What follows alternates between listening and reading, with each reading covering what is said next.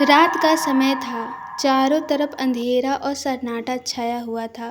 केवल एक ही कमरा रोशनी से प्रकाशित था। वहाँ 4 मोमबत्तियाँ जल रही थीं। चारों मोमबत्तियाँ एकांत देकर आपस में बातें करने लगीं। पहली मोमबत्ती बोली, मैं शांति हूँ। जब मैं इस दुनिया को देखती हूँ तो मैं बहुत दुखी होती हूँ। चारों ओर आपाधापी, लूट खसोट और हिंसा का बोलबाला है। ऐसे में मेरा यहाँ वह रुकना बहुत ही मुश्किल है। मैं अब यहाँ नहीं रह सकती। इतना कहकर मोमबत्ती बुझ गई।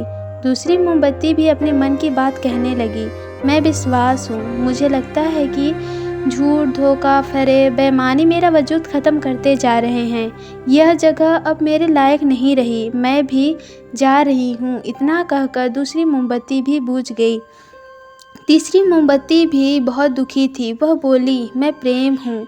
मैं हर किसी के लिए हर पल जल सकती हूँ, लेकिन अब किसी के पास मेरे लिए वक्त ही नहीं बचा। स्वार्थ और फरेब का भाव मेरा स्थान लेता चला जा रहा है। लोगों के मन में अपनों के प्रति प्रेम भावना ही नहीं बची। अब यह सहना मेरे बस की बात नहीं है। ऐसा कहकर तीसरी मोमबत्ती भी बुझ गई।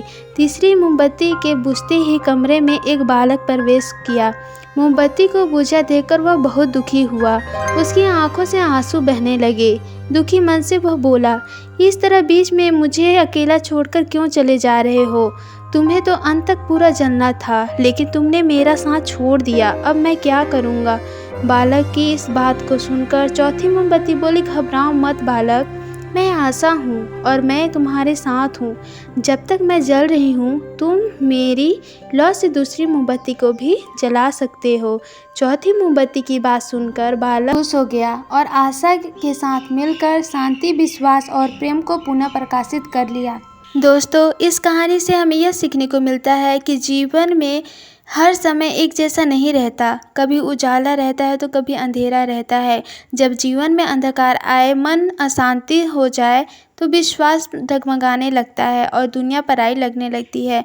तब आशा का दीपक जला लेना। जब तक आशा का दीपक जलता रहेगा, जीवन में कभी अंधेरा नहीं हो सकता। आशा के बल पर जीवन में सब कुछ पाया जा सकता है। इसीलिए आशा का साथ कभी मत छोड़ना।